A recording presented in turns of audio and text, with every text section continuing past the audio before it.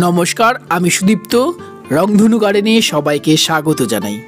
সারা পৃথিবী ইন্ডিয়ান আম এবং Indian mango ফ্লেভারের জন্য পাগল, কিন্তু আমাদের ভারতীয় আম অধিকাংশই অল্টারনেটিভ বেয়ারিং, অর্থাৎ প্রতি বছর ধরে না।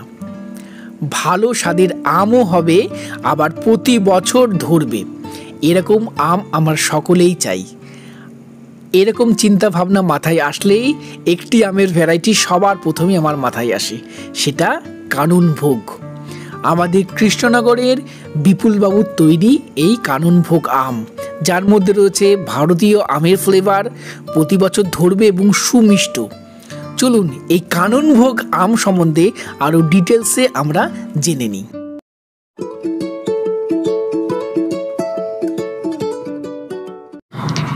এবছর ম্যাক্সিমাম আম গাছেই আম নেই, অর্থাৎ এই বছরটা আমরা দেখতে পাচ্ছি আমের বছরই নাই। তবুও দেখতে পাচ্ছি এই দুটো গাছে প্রচুর পরিমাণ আম ধরে রয়েছে।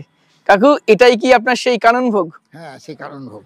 আচ্ছা, এটা প্রতি বছর হচ্ছে? তা হ্যাঁ, এটা প্রতি বছর হয়, রেগুলার বিয়ারিং তো। আচ্ছা, আমরা আগের বছরও এসেছিলাম, দেখেছি প্রচুর আম। তার আগের বছরও আম দেখেছি। গোটা 4-5 বছর আমি পরপর আসছি আপনার এখানে, প্রতি বছর প্রচুর আম ধরছে। তাহলে রেগুলার হচ্ছে আপনার এই আমটা? একদম রেগুলার। আচ্ছা, এই আমটা সম্বন্ধে কাকু আপনার মুখ থেকেই আর একটু আমরা জানতে চাইবো। এই আমটা সম্পর্কে তো তোমাকে বারবারই বলেছি, তবুও বলছি যখন বলি। এই আমটা হচ্ছে প্রতি বছর ফলে 3-4 বার হয় বছরে। এর যা বিয়ারিং ক্যাপাসিটি, সেই বিয়ারিং ক্যাপাসিটির মধ্যে, মানে বিয়ারিং ক্যাপাসিটি বলতে একটা গাছে যদি আপনার 50 কিলো আম ধরে, তো সেই গাছে যদি প্রথমবারই 50 কিলো হয়, তাহলে 3-4 বার হবে কিনা সন্দেহ, হবে অল্প।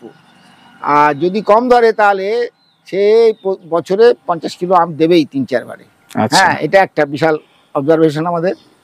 আর আমরা তো এবার দেখছি অফিয়ার বলতে, এবার তো আম্রপালি, হিমসাগর, ল্যাংড়া কোনো গাছেই আম নেই বলতে গেলে, দুটো একটা। আম্রপালিতেও কম হয়েছে, আম্রপালিতে এবছর কম হয়েছে। এবার আম্রপালি রেগুলার বিয়ারিং আমরা জানি, প্রচুর ফলনও জানি, কিন্তু সেই তুলনায় আমরা দেখছি আমার আম্রপালি আমার বাগানে প্রচুর আছে, তাকেও আমার এই আম অনেক অনেক গুণ টপকে যাচ্ছে, তার থেকে বেশি ধরছে। হ্যাঁ, গত বছরও তুমি দেখেছো যে কিভাবে ফলন হয়েছিল অনিয়ারে। এবারও তুমি দেখো, এবারও মনে হচ্ছে না যে এটা অফ ইয়ার, এটা আমার কানুনভোগেরও অনিয়ারই মনে হচ্ছে। হ্যাঁ, আমরা যারা ধরুন বাণিজ্যিক বাগান করব বলে ভাবি, সব সময় চাই একটা মিষ্টি স্বাদ, যেটা আমাদের ভারতীয় মানুষের সব থেকে বেশি পছন্দ। দ্বিতীয়ত, প্রতি বছর যদি আম হয়, তাহলে এক বছর অনেক লাভ হলো, পরের বছর লাভ কিছুই হলো না, এই সমস্যা থাকবে না। তাহলে এই দুটো বৈশিষ্ট্য এর মধ্যে রয়েছে, এটা দেখা যাচ্ছে। আর তাছাড়া অন্যান্য বৈশিষ্ট্যের মধ্যে ধরো কিপিং কোয়ালিটি ভালো, হ্যাঁ, এর সুস্বাদু, তারপরে রোগ পোকা কম, হ্যাঁ, এগুলো তো আছেই। আচ্ছা, একটু গাছটা দেখাই। দেখুন দর্শক বন্ধুরা, অন্যান্য গাছে যেমন রোগ পোকা লেগে থাকে, আমগুলোর দিকে একটু তাকান, একদম ফ্রেশ আম। অনেক আমে কি থাকে, গায়ে দাগ থাকে, তাই না, স্পট থাকে, অ্যানথ্রাক্স লেগে থাকে আমের স্কিনে, তাই না? কিন্তু আপনার এই কানুনভোগ আমে একদম ফ্রেশ আম, রোগ মুক্ত। আচ্ছা, কিছু কি প্রয়োগ করা হয়? খুব কম, যেহেতু আমরা এই আমটা প্রচুর খাই, বন্ধু বান্ধবদের দিই আমরা, হ্যাঁ, আত্মীয় স্বজনদের দিই, খুব কম ওষুধ দেওয়া হয়। ওষুধ তো একটু দিতেই হয় হালকা করে। আচ্ছা কাকু, এই গাছটা, আমটা, এই গাছটা কত বছরের আপনার এই গাছটা? এটাই 9 থেকে 10 ম্যাক্সিমাম হবে। 9 থেকে 10, তাহলে 9-10 বছরে এই গাছের হাইট হচ্ছে এরকম। তাহলে এটা কি খাটো? অনেক বড় হাইট হতো, খাটো প্রকৃতির। হ্যাঁ, একটু ডুয়ার্ট প্রকৃতির, খাটো প্রকৃতির। আচ্ছা, আর এই গাছটার আমগুলো পাকে, প্রথম সিজনের আমগুলো কখন পাকে? প্রথম সিজনের আম এই জ্যৈষ্ঠ মাসের শেষে, মানে জুন মাসের 6-7 তারিখ না, প্রথম সপ্তাহ থেকে পাকতাম। আচ্ছা, মোটামুটি জুন মাসই থাকে। হিমসাগর যে সময় পাকে না, হিমসাগর তো শেষ হয়ে যায়, শেষ মুখে। আচ্ছা, তাহলে হিমসাগরের সাথে কম্পেয়ার হবে না, শেষ হয়ে গেলে এটা মার্কেটে আসবে। হ্যাঁ, একটু শেষ হয়ে গেলে মার্কেটে আসবে। আচ্ছা, আর আম্রপালি শুরুর মুখে। আচ্ছা, আম্রপালি এই যখন পাকবে তখন আম্রপালি সবে শুরু হবে, মানে তখন না, এটা আম্রপালির 5 দিন আগে পাকতে শুরু হয়। আম্রপালিটা তো আষাঢ় মাসের প্রথম সপ্তাহ থেকে পাকে, আর এটা জ্যৈষ্ঠ মাসের শেষ সপ্তাহ থেকে পাকে। আচ্ছা, আর খেতে কেমন? খেতে খুবই সুস্বাদু। আচ্ছা, আমি নিজে অনেকবার খেয়েছি, 4-5 বছর ধরে কাকুর এই কানুনভোগ আম খাচ্ছি। আমি নিজে আপনাদের বলছি, এই আমটা খেতে সত্যি ভীষণ ভালো। টিএসএস মেপে দেখেছি প্রায় 21-22-এর কাছাকাছি যাচ্ছে, তাই না? 23-এর কাছাকাছি। আচ্ছা, অত্যন্ত ভালো স্বাদের একটি আম। কাকু ফাইবার আছে কি ভিতরে? একদম ফাইবারলেস। আচ্ছা, আর আমের চামড়াটা, খোসাটা পাতলা না একটু মোটা? একটু মোটা, যার জন্য ফুড ফ্রাইয়ে আমার মনে হয়, আমার যে অবজারভেশন, ফুড ফ্রাই অতটা অন্য ওই আমার বাড়ি যেমন লার্ভা ইয়ে করে তৈরি করে পোকা হয়, এটাই মানে হয় না, মানে ফুড ফ্রাই সমস্যা মানে ওই সময়তে পোকা। আচ্ছা, আর পেকে গেলে এই প্রত্যেকটা আমে একটু হালকা কালার আসে, তাই না? হালকা হলুদ কালার আসে, একদম অরেঞ্জ কালার চলে আসে। আচ্ছা, গাছ পাকা। আচ্ছা, আর আটি পাতলা না? আটি পাতলা, খুব হাঁটি পাতলা, তার মানে শ্বাসের পরিমাণ বেশি। হ্যাঁ, আর একটা জিনিস, ওই পাকলে পরে খোলা পাতলা হয়ে যায় একটু। আচ্ছা, পাকলে খোলা পাতলা হয়, কলার মতো। আচ্ছা, কলা যেমন যত পাকবে তত খোলা পাতলা হয়ে যায়। দেখুন দর্শক বন্ধুরা, কি পরিমাণ আম ধরেছে এই গাছটিতে, প্রত্যেক ডালে ডালে এখানে আম রয়েছে। আর কাকু, কানন ভোগ তা কি ছাদে করা যাবে? হ্যাঁ, ছাদ বাগানের জন্য, ছাদ বাগানীদের জন্য খুব আইডিয়াল আম এটা। আচ্ছা, ছাদে লাগানো যাবে। হ্যাঁ, ডুয়ার্ফ ভ্যারাইটি তো।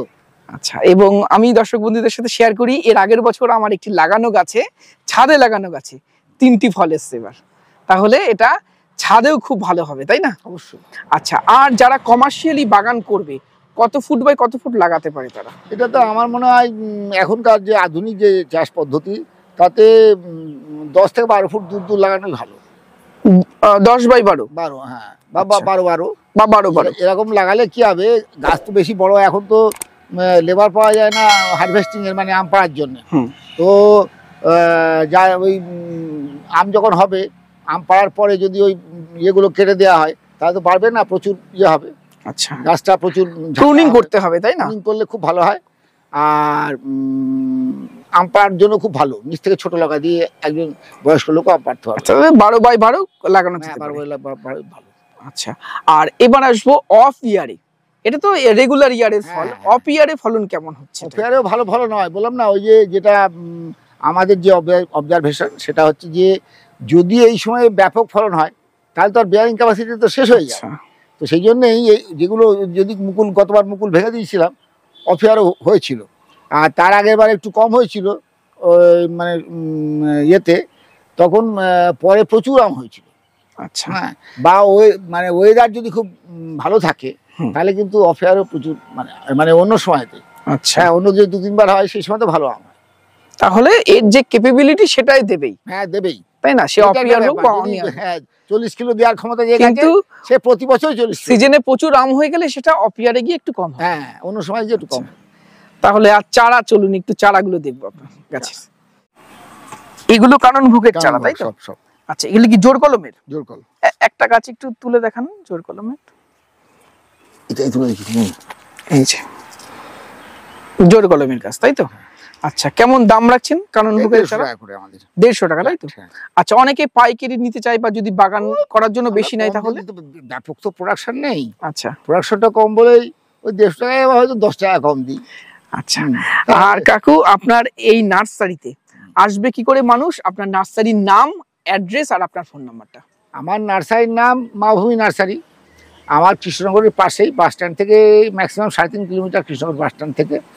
আমার এটা নদিয়া জেলা অবস্থিত, কৃষ্ণনগরের পাশে। হ্যাঁ, মাভূমি নার্সারি এই। আর আমার জায়গার নাম হচ্ছে সন্ধ্যা মাঠপাড়া। আচ্ছা, এবং কৃষ্ণনগর বাঁশদিয়া রোডের ঠিক পাশেই। আপনার ফোন নাম্বারটা বলে দিন। না, ফোন নাম্বার হচ্ছে 8250271386। আচ্ছা, এই ফোন নাম্বারে কন্ট্যাক্ট করে। আমি লাস্ট 3 বছর ধরে এই কানন ভোগ আম গাছটি দেখছি, এর ফল টেস্ট করছি। সত্যি একটা অসাধারণ ভ্যারাইটি হতে পারে এই কানন ভোগ। আপনারা এই গাছটি অবশ্যই আপনাদের কালেকশানে রাখতে পারেন, আর সঠিক চারা আপনারা এই মাভূমি নার্সারি থেকে সংগ্রহ করতে পারেন। আজকের প্রতিবেদন কেমন লাগলো কমেন্ট বক্সে লিখে জানাবেন। ভিডিওটি ভালো লাগলে একটি লাইক করবেন, নতুন হলে চ্যানেলটি সাবস্ক্রাইব করে রংধনু গার্ডেনের সাথে থাকবেন।